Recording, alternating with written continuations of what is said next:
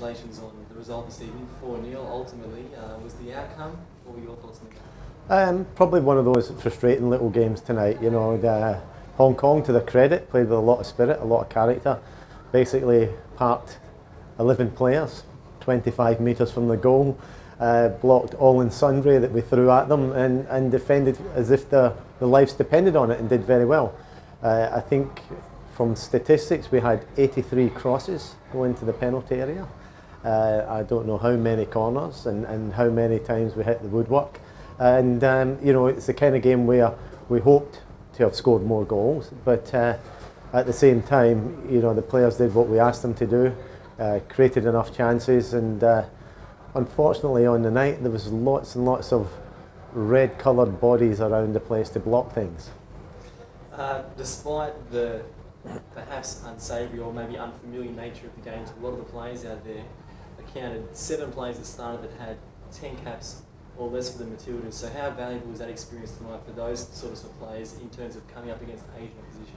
Hugely valuable, and particularly coming up against Asian teams who play that way. And there are several now who go out and play that way and play very well. You know, Thailand have done it against us, Vietnam, Chinese Taipei at times, and obviously Hong Kong tonight.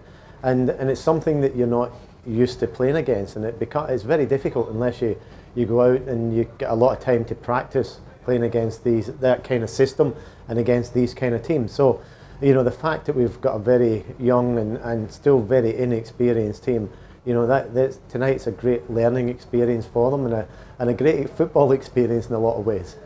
And so now it all comes down to, from what we can tell, the game hasn't finished yet between China and Chinese Taipei, but in all likelihood it will come down to a pseudo grand final on Saturday.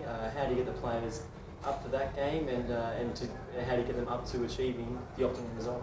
Well, I don't think there's any problem getting the players up for that game, because the reward's a big one to play in the East Asia Cup next year. Playing against China, and China is always a huge game, and they are still one of the big powers in women's football. So, you know, there'll be no problem motivating the players. On the positive side, we started with 8 changes tonight, and that's another thing that can upset the balance and the rhythm of the team a little bit. You know, the fact that we made 8 changes is quite significant.